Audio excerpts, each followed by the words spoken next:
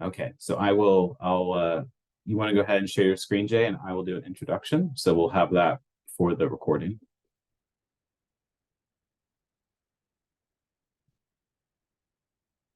Yes, but let me get it in the right order. I just did it in the wrong order, sorry.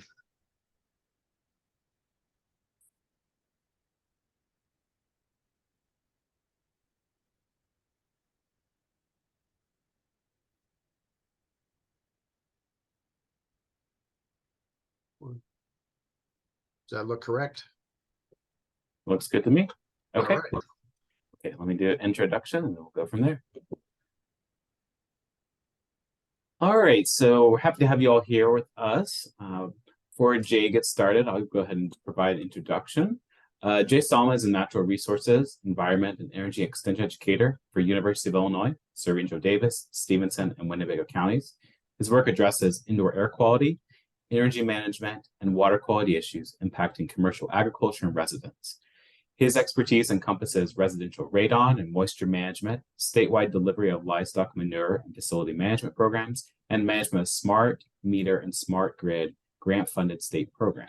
Solomon brings an engineering perspective to help individuals and communities find healthy, economical solutions to challenging issues. Jay further provides leadership for the Certified Livestock Manager Training Program that is held throughout the state as well as online. So happy to have you with us tonight, Jay, and I'll let you take it over. All right. Thank you. Thanks, Grant. And I appreciate the introduction there. Want to start off by saying, like I say, glad to have an opportunity to do this presentation for the group and lay out a little bit of the information, share some of the things, and as Grant and I've talked about in the past, chance to answer some of the questions or maybe start some thinking when it comes to manure management on a little bit smaller scale piece of it. And as Grant alluded to or shared there, I lead the Certified Livestock Manager training, which is for the 300 animal unit and up required training statewide. So kind of take in mind that that's where I start from and working my way back down with this. And this is going to be kind of a quick overview, more or less kind of walking around the pond and maybe dipping our toe and a finger into the water in a place or two to see the temperature, but we're not going to get too deep into it. So recognizing we'll leave a lot of questions out there, but there's a lot of territory to kind of try to cover. So with that in mind, I'm going to kind of get started with this. The reason I wanted to do this is that there's some reasons for concerns out there. What I want to do is start with discussing what those reasons for concerns are, some of the things about the rules that apply to everyone. Kind of along that lines is the volumes of manure that are generated by some of these smaller animal units, or should say volumes generated by an animal, and then we start scaling it up from there. And then talk a little bit about management plan, particularly in the areas of containment and utilization. So in looking to start with, I want to start by sharing a little bit about what the rules are out there, and rules that apply to everyone. On the federal side are the Clean Water Act, and within that, the state part that's addressing it initially from a livestock standpoint is the Livestock Facilities Management Act, LMFA. And so that's really the two acts that the two pieces we're looking under, and we've got rules under, and I'll dig a little bit deeper into this, but not too deep. The Clean Water Act, sometimes it initially was the Federal Water Pollution Control Act of 1948, which I actually, in putting this together, didn't realize that it went back quite that far. The Clean Water Act, as we know it, was originally put together and passed in 1972. There's been some amendments since then. If we think about what that basic tenet is, it regulates the discharge of pollutants into the waters of the United States. At least that's the tenet that we're concerned about from a livestock standpoint. There's a lot more complexities to that, but that gets at the piece that we're interested and concerned about. The Clean Water Act is implemented through the U.S. Environmental Protection Agency, and within the state of Illinois, it has been subjugated to the Illinois Environmental Protection Agency and the Illinois Department of Agriculture, depending on which areas it fits into. Those two agencies provide leadership for the various parts of things that address the Clean Water Act and things that are authorized within the Clean Water Act. Kind of to get to a little bit more of that, I'll look at and start with the Livestock Facilities Management Act, which is the piece that I'm probably most familiar with, and is the part that impacts all of us in some ways. It is in the Illinois Consolidated State Statutes as 510 ISC 77. Provided that number if you want to look it up. Key piece of this and the tenet in it is the Livestock Management Facilities Act protects your right as a citizen to safe, clean environment, as well as the right of livestock farmers to earn a living. So it is really looking at both sides of that equation and how they work together. And that's most of what I'm going to talk about and how things come together with respect to manure management for livestock. So within that, on the implementation, kind of to help sort out how some of this comes about, the Illinois Department of Ag is really involved with the pre-construction and construction phases of enforcing the act. And that is looking at making sure that you put together your plan. If you're doing a confinement or an area that's holding livestock in confinement for a period of time, they want to look at how you're doing that and that you've got a plan put together. One of the things it states in there is it requires a nutrient management plan. It doesn't require a written nutrient management plan, but it requires you to at least thought through how you're going to handle that, how much manure you're going to create, and just some thoughts into that. There's the two chapters, the two titles and pieces that it falls under as far as how the rules were propagated, listed there if you want to dig deeper into those. The other part of that is what the Illinois Environmental Protection Agency, Illinois EPA, manages the part that they really manage and to some extent think of as enforcing. They're really looking at what happens after the building is put in place and what the risk of manure or release of waste product pollution items coming outward. So this is the part that they're doing. To help kind of frame this, because that can get to be an all-day discussion about how all those acts come together. This is a piece I pulled from another presentation that really thought provided a good structure for it. If we think about how manure regulations are framed in the U.S. and particularly in Illinois, we're looking at how much manure is generated and how it's stored or contained, matching the manure nutrients, especially the nitrogen and phosphorus, to the crop utilization that we've got out there.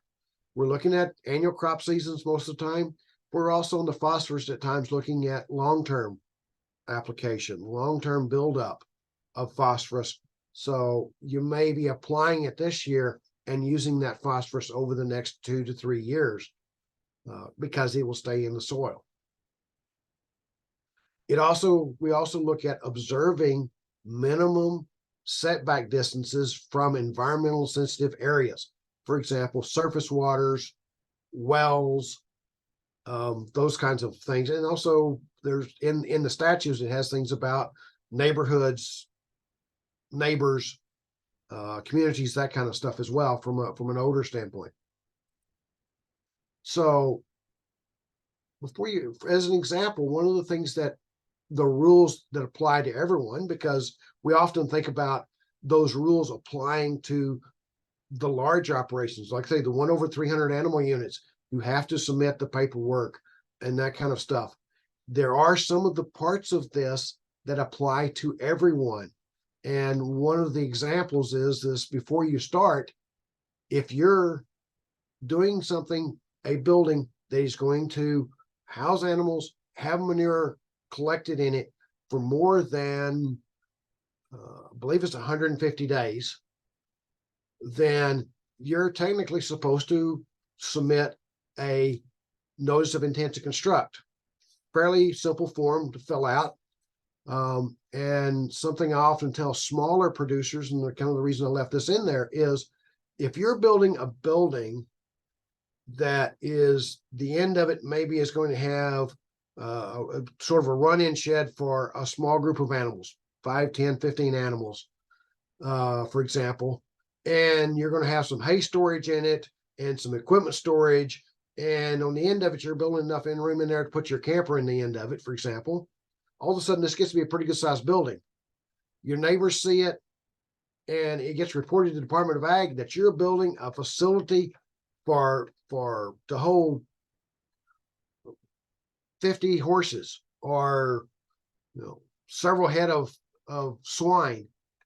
If they've got the notice of intent to construct from you, they know what you're doing. They don't have to come out and talk to you about it. They don't have to do an on-site inspection to find out what's going on. So that's their piece of wanting to know what's going on.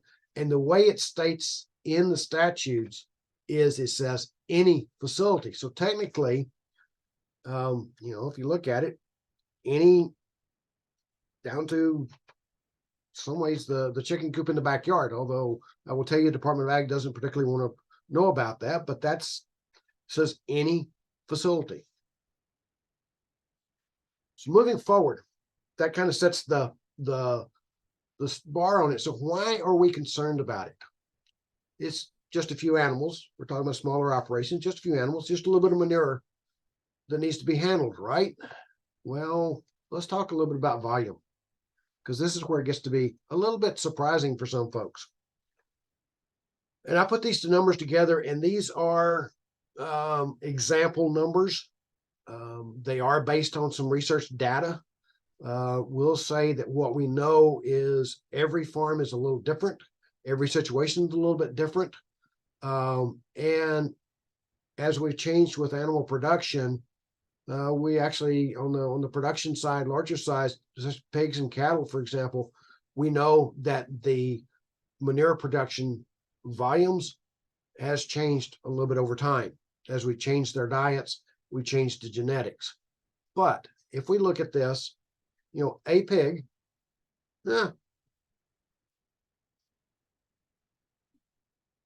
15 hundredths of a cubic foot per day. But over a year, that ends up to being almost 55 cubic feet of stuff you've got to deal with. But look at the cow or a horse. That gets to be a fairly significant amount of manure. If you look out there, 511 cubic feet, 222 cubic feet. And this is strictly the manure and not any bedding. So to give you kind of a picture of this, picture this. One horse will create enough manure in a year to fill a 6 by 10 stall, 10 feet or 5 feet deep. A cow will create enough manure to fill a 10 by 10 stall, 5 foot plus deep. So, it's not a huge amount, but it's a significant amount if you're trying to move it out with a wheelbarrow. So let's talk about what we talk about for a management plan. We've got that kind of quantities out there. Let's talk about how we manage that. So from a management plan, what we really think about is a nutrient management plan. It's not just a manure management, how do we contain it, but let's talk about the nutrient management plan, which is the bigger picture of it, the overall picture. And what we often we talk about is a nutrient management plan provides a strategic farm-specific plan to maximize nutrient utilization and reduce negative environmental impacts. It's the same thing I talk about with the large operations. It's not just, oh, we've got to contain this and document how we get rid of it. But by doing the plan, we can make use of those nutrients and get a crop out of it, get something productive out of it. And the reducing negative environmental impacts comes along as a free rider in that. We get that by doing the first part of it that benefits us basically for free by coming along with it. Now, the key components of that are containment, utilization, and some documentation of it. So kind of going to dig into that.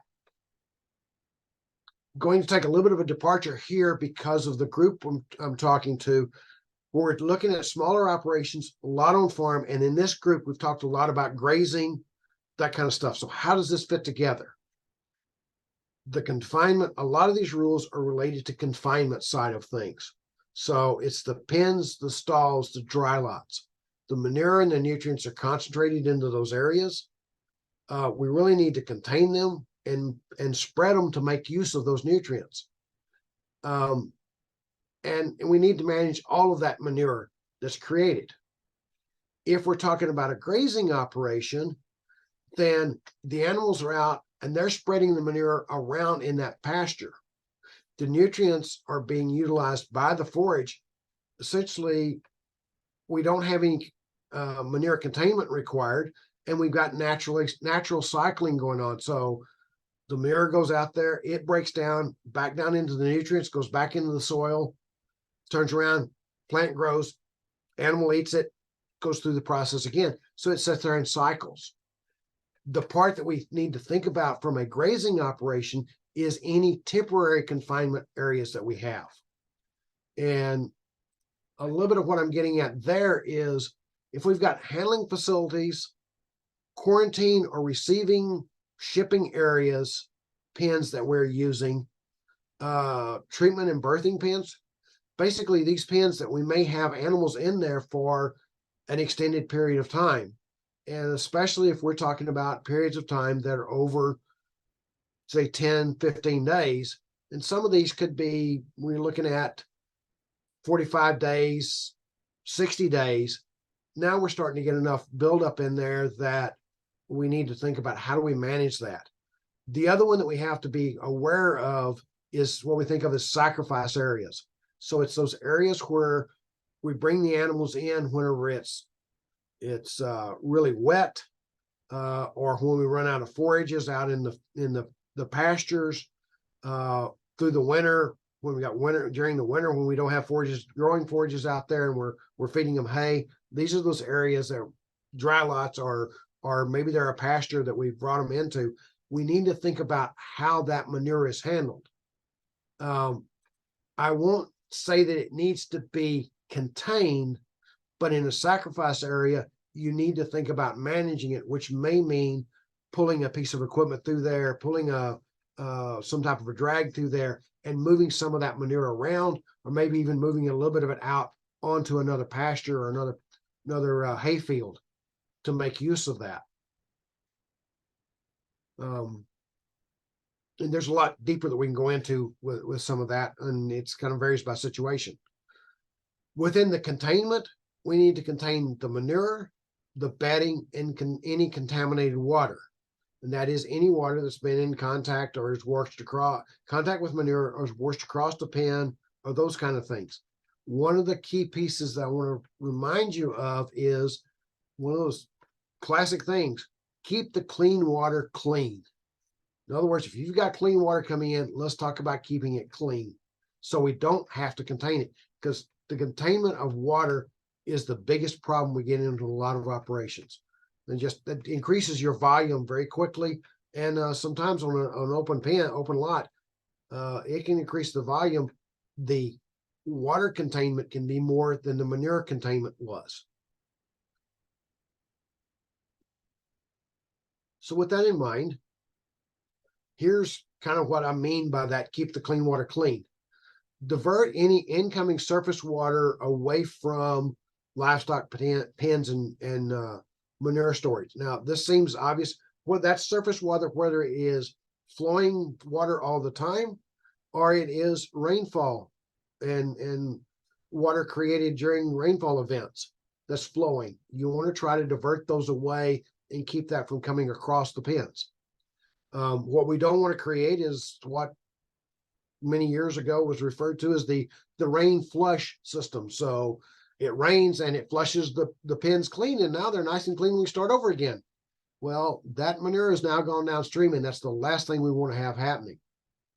One of the other things we do is use gutters on our buildings and think about where we divert that rainwater off away from the pens. Don't the classic of the old gutters on a lot of the old barns would come down and they collect the water up and then they drop it right on the holding pen, right on the pad out in front of the building. Oh, did a really nice job of flushing the manure clean and on downstream. But then again, now you've got all that what was clean water that you need to do something with.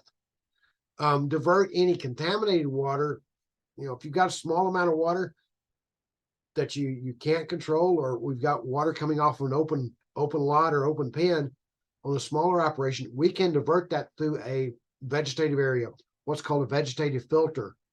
But what we need to do is get that as a sheet flow and not just into a channel and let it run. So it needs to be spread across the area and slowly flow out so we pull those nutrients out of it.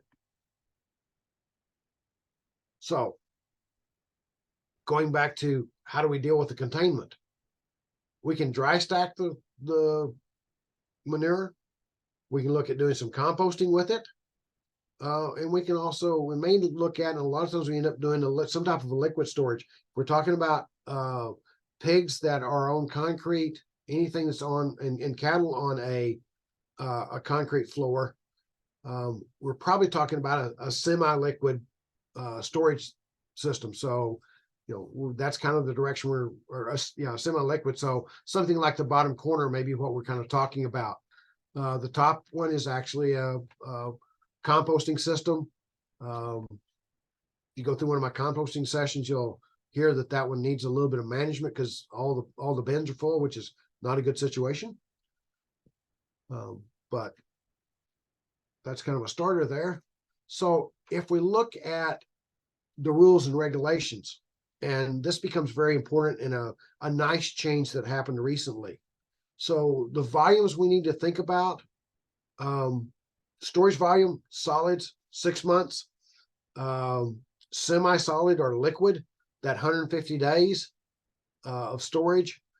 In 2008, there was a definition put in there that facilities less than 300 animal units may reduce to 2 months or 60 days of storage if adequate land is available.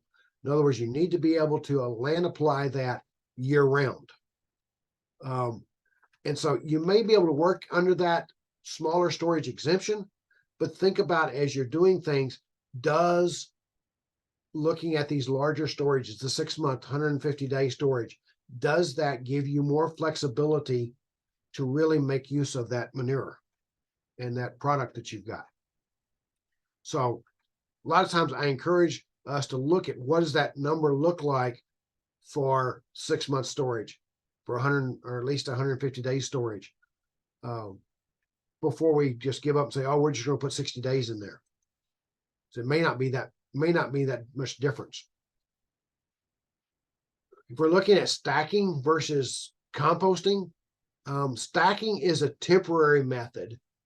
Long-term stacking can result in an anaerobic process and can in some cases result in spontaneous combustion if you got the right mix in there and can get to heat it up.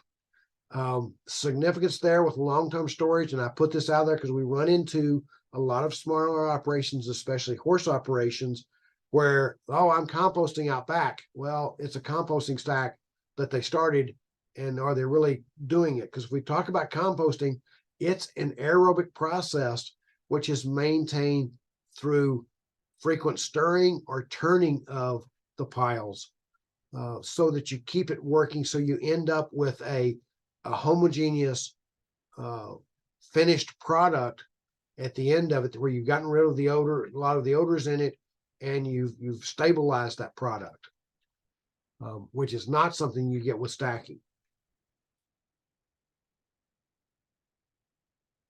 Moving from the storage piece of it, which is, I realize I flew through that pretty quickly, and that piece of it, like all of these, is something that if you've got something on farm looking at different animals, it's a little bit different for each operation, and we need to kind of think about how it works best for your operation. And where I'm trying to cover a wide area, didn't get too deep into it. If we're looking at utilizing it, we're looking at land application as a fertilizer and organic matter. And in fact, there's a lot of folks look at, hey, this is a good source of it.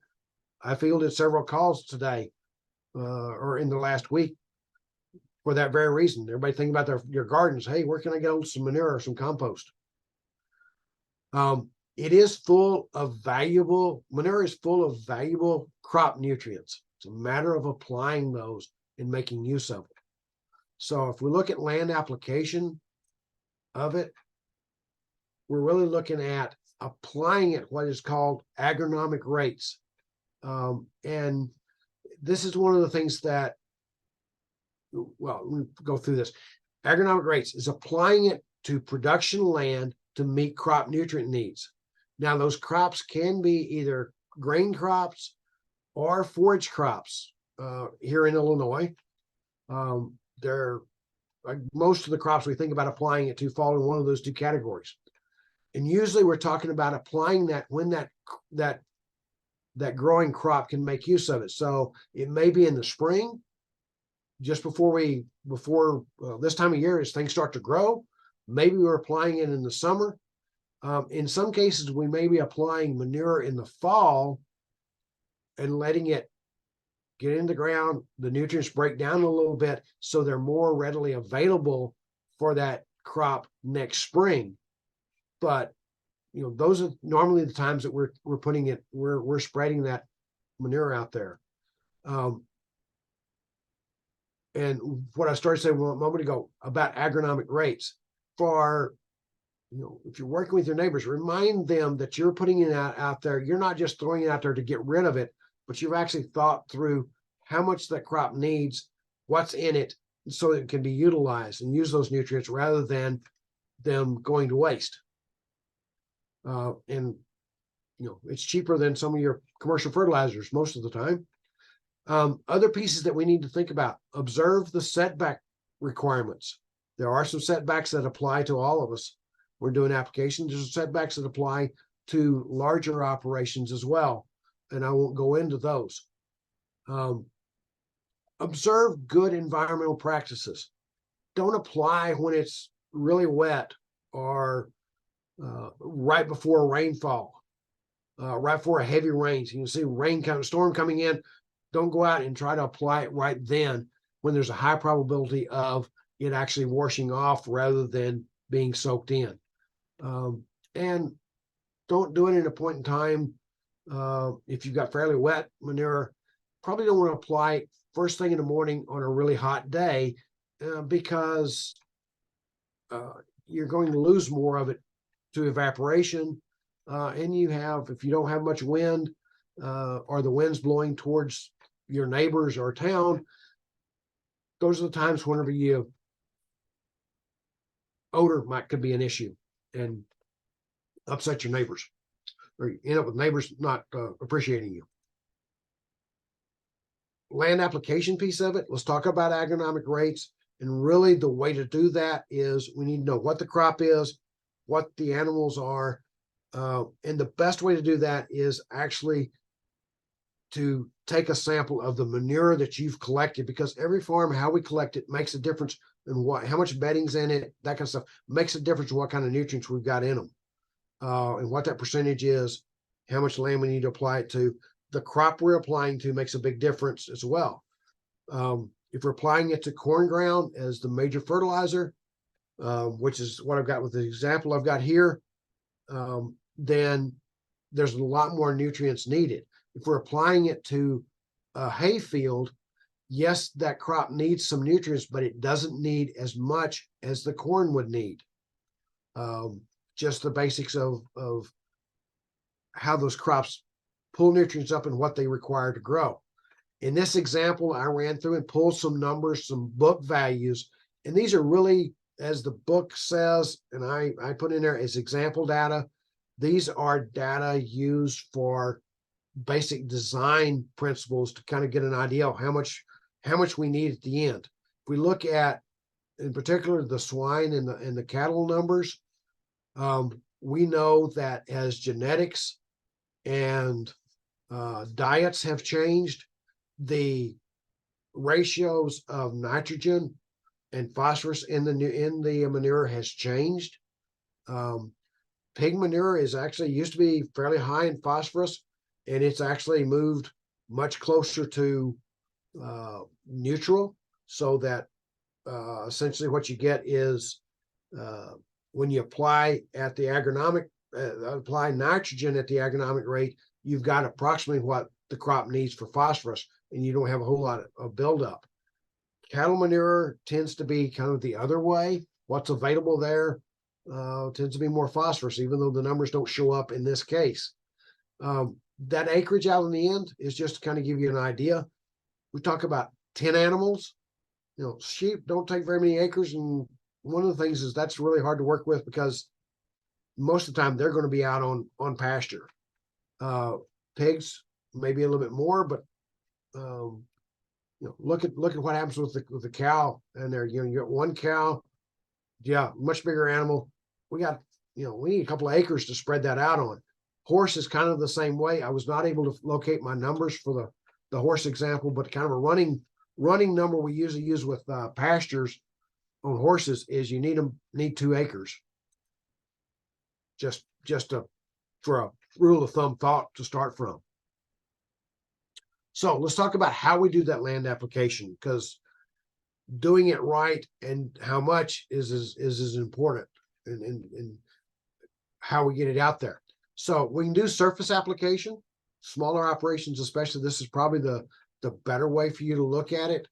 You keep that manure, you know, if you're looking at surface applying it, there's a number of ways, whether it be a spreader, like the top 2 pictures. The liquid spread on the bottom one is probably not something you would see, but I wanted to show a picture of manure being spread on a alpha, in this case, a hay field.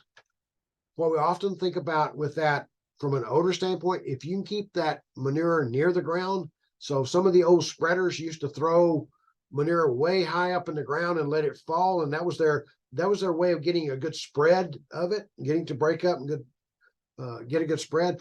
But that allows you to, or causes you to lose a lot of the ammonia off of it, and in that process you create a lot of odor potential, along with you've got a lot of drift of dust and that kind of stuff. So not a good way to do it. So keeping it close to the ground. Check your wind. Make sure it's not blowing close to your nearest neighbor that's not real happy with you anyway. And then if you can incorporate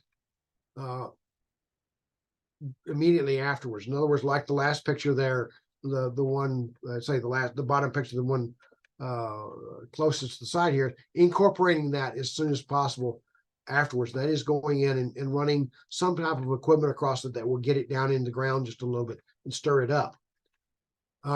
Less necessary if you're applying it to a forage. In fact, you know, we basically can't come back and do that if we're applying it to a hay field or a pasture. Although we might want to come back and run something like a rake across it or something like that, that a section of hair across it, that'll break it up and make sure it kind of spread it around a little bit. They won't really tear up the forages. The other way to look at it is to do injection. And this is probably if you're in an area where you've got a lot of neighbors around and you're working with a liquid product, if there's a way you can inject it, this is by far the better way to do it. Reduces odor issues, odor potential, and it ensures that you get all of it in the ground and you don't lose that ammonia part of it, which is the most readily available part to the plants, but it's the easiest part to lose. So some examples of how to do the injection. I recognize these are some larger scale options out there, but there's some smaller scale pieces and options out there as well. As far as setbacks to be aware of that apply to all of us, need to be 150 feet from any wells, which means one of the things is on smaller plots of land, make sure you know where your neighbor's well is. Now, we would hope that they put that well at least 150 foot from the edge of the property, but if it was a house that was sold off, originally part of a farm, and it was separated off, that well very well may be right on the fence row. So make sure you know where your neighbor's well are before you go spreading.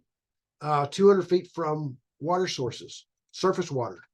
And that is assuming that it's a downhill slope to it. If it's an uphill from you, you can actually get closer than that. Inject and incorporate within a quarter of a mile of a residence is recommended. If you're not going to be on a smaller operation, and especially if you're in smaller acreages, and the animals are already out there, being aware of your neighbors and at least letting your neighbors know that you're going to be spreading that is probably a good idea, because that's the one that can get to be a little bit touchy, but it applies specifically to the larger operations, is best practice for smaller operations. Some additional land application setbacks, just kind of be aware of, is if you hadn't been in a 10-year floodplain, you really need to inject that or incorporate it. No application within waterways. And if you're applying to snow or frozen ground, it's prohibited unless the slopes are less than 5% and there's adequate erosion control. That means that there is something that's going to hold the water there. In particular, what you're really looking for is that there's some stubble, some plant material there that's going to keep it from just flowing away and water running across it. So that's just things to be aware of. Another piece that I wanted to hit upon that falls into these rules, and we often get kind of following up with that the grazing versus confinement piece, is make sure that if you're saying, oh, this is a pasture operation, so I don't have to worry about that, make sure you know what the difference between an outdoor lot, an exercise lot, a dry lot, or a paddock is. And I not saying that everyone would have, then there's a lot of difference between them, but depending on what animal species they are, there may be some difference in how people reference some of those. So digging a little deeper into that and being very specific about it. Feedlot versus pasture from a Illinois Department of Ag and by association, Illinois, what we know about Illinois EPA's view on it. What would you think that these two pictures, obviously on the one on the left, that's a feedlot. That's a confined area. That's a holding area, holding pen, a dry lot, whatever you might want to call it. But the one over here in the right, that's actually part of a pasture operation. Looks like it's wintertime feeding, and we've got a feeding in there. Is that still considered a pasture? And I'd invite you to respond to that in the chat. Let me know what you think. Just think about that for a minute.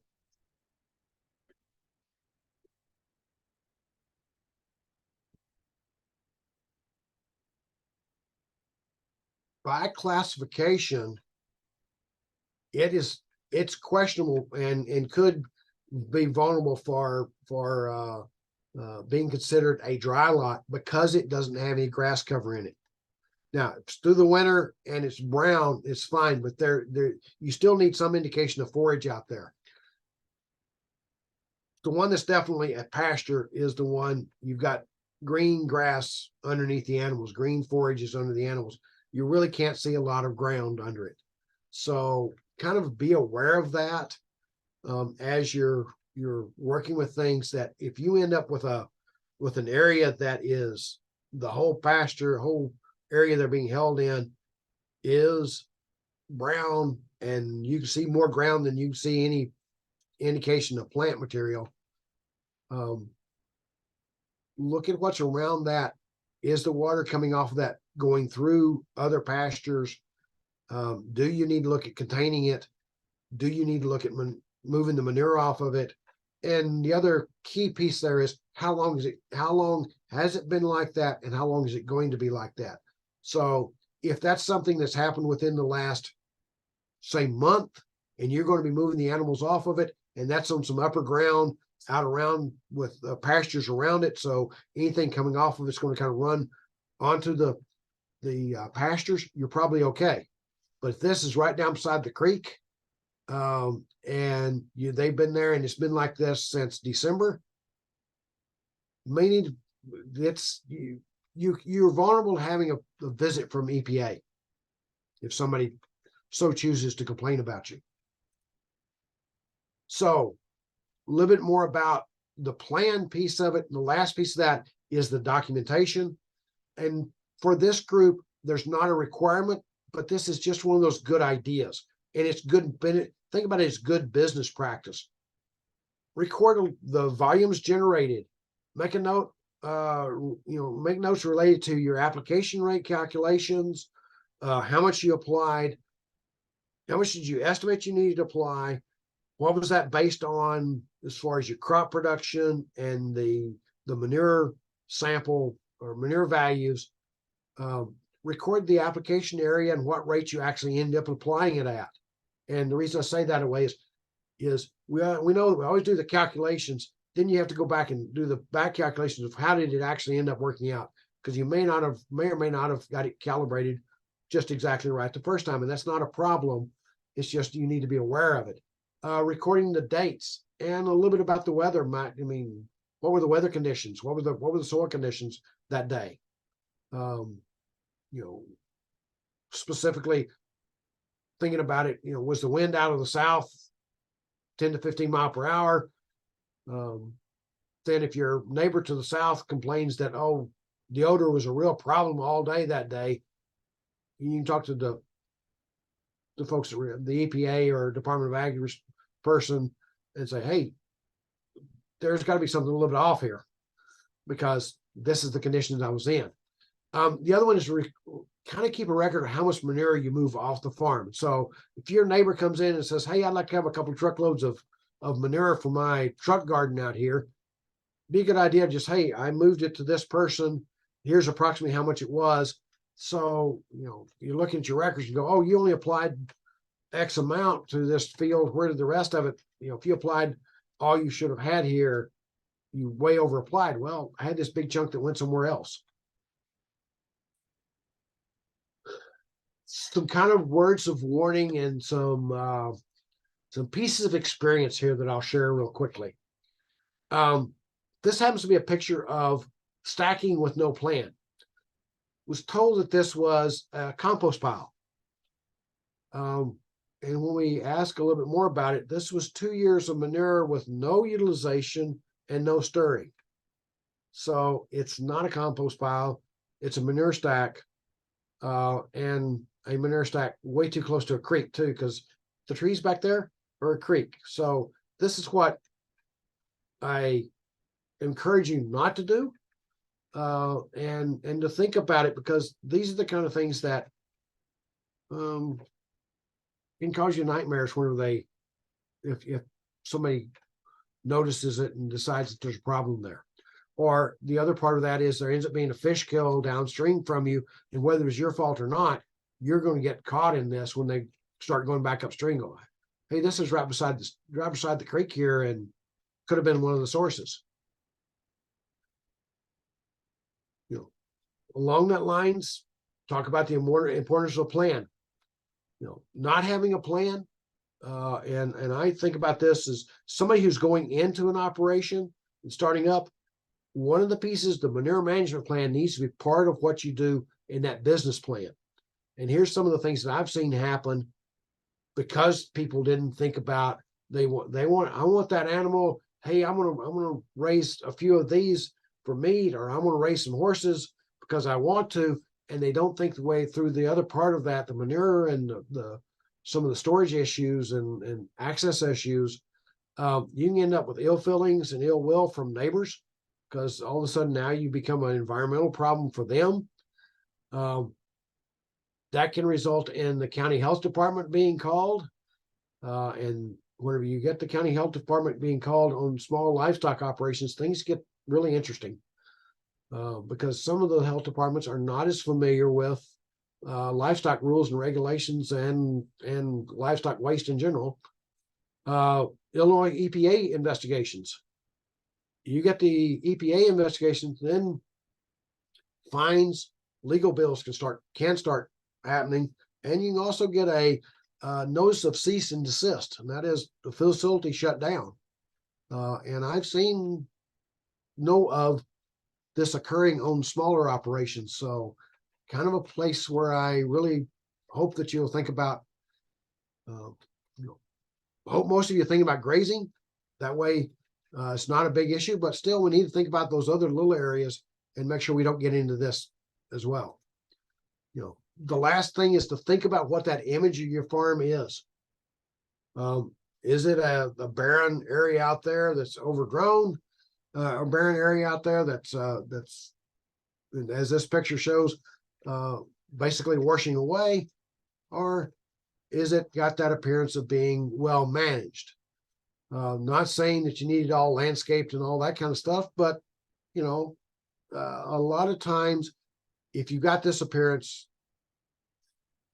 neither one of them may be a problem for manure contamination. Flip side is both of them could be, but the first one is more apt to get reported to EPA or the health department, get complaints about it. So just a thought process for you, a way to keep yourself out of trouble.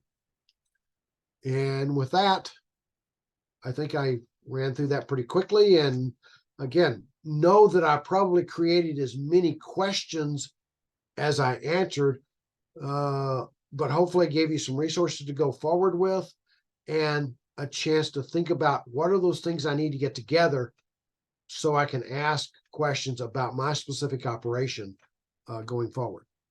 So with that, Grant, I will turn it back over to you.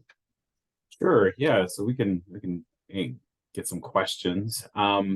So I had a couple of questions I was thinking about, Jay, especially as we think about with small farms that we might be working with, and especially with this series where it's a lot of folks that are just getting started with livestock even.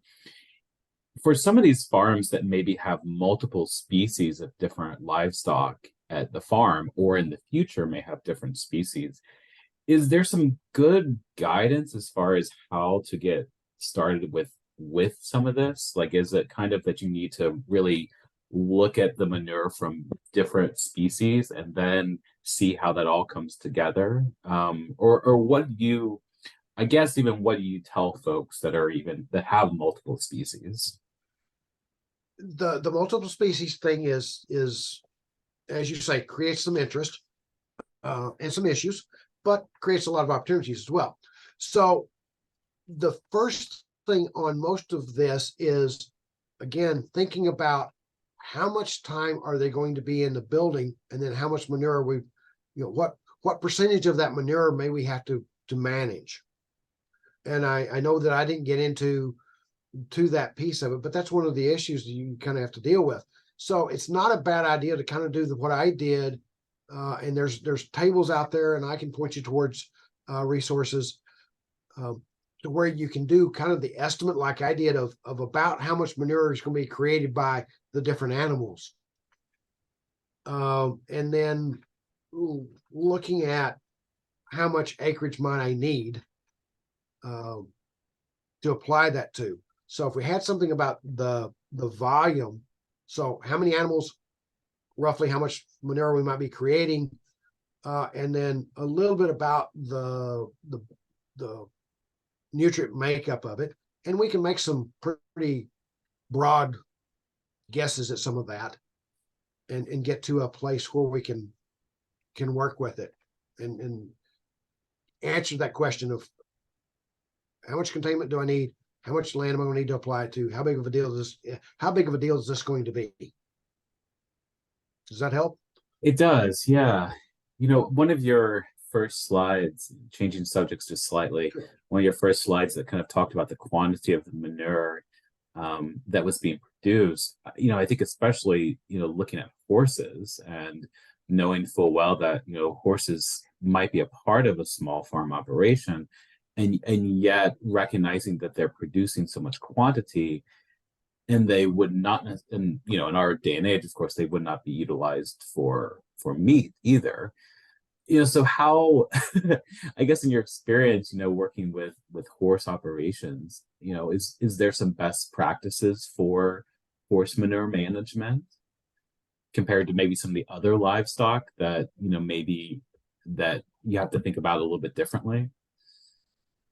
There is a little bit of that, and again, I come back to that one running rule that I kind of have is if you're with horses, and it's a pretty rough rule, rough estimate, but somewhere around 2 acre. If you kind of think about, from an exercise standpoint and a manure standpoint, you need about 2 acres per animal to work with. So there are some kind of rules of thumb like that.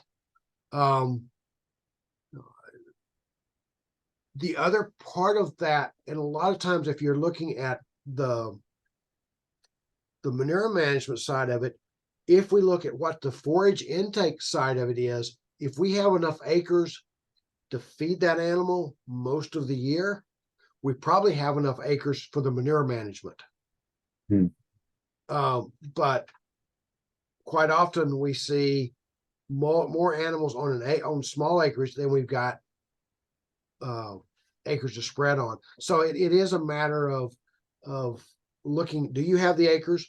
Do you have a neighbor that you can work who's a larger farmer that you could work with, or somebody working with somebody that's got a large garden, or even a landscaper is an option. The other one with horses and sheep, often talk about composting. If we've got a little bit of area to do a good compost, that's a good way to move, to reduce the volume you have to work with and still move those nutrients off the farm. We had a question show up in the chat box. How does the increased frequency in multi-inch rain events change our mindset as it relates to manure management plan and clean waterways? Wow, is that a fun question? Because the real issue is, and is that it makes it where we need to be more aware of it, and more thoughtful about how we do that, so that we don't have a lot of it being lost. And it's kind of played with how we manage and how we design, and a little bit of how we manage containment, especially if it includes liquid containment, of just needing to have more storage. Because one of the things that I missed in there, I think, was that in some instances, the volume of water that needs to be stored, if you've got a large open area that's collected, can be more than what your manure volume is. But it also, in that plan, the other piece is why I'm kind of pushing at that 6 month or a minimum 150-day storage rather than 60, because that is 60 assumes that you're going to get a window close to the end of that 60 days that you can do that application. And if we look at some of the wet springs, wet falls we've had, are going from fall to winter very quickly. That can get to be a problem. So Wes, hope that kind of helps you out a little bit with that. So it is definitely an additional concern, is I think the way I put it in there, and something you need to put a little bit of thought into as you do the plan development. And would the species matter as well, or would it not matter too much? The species would matter a little bit, and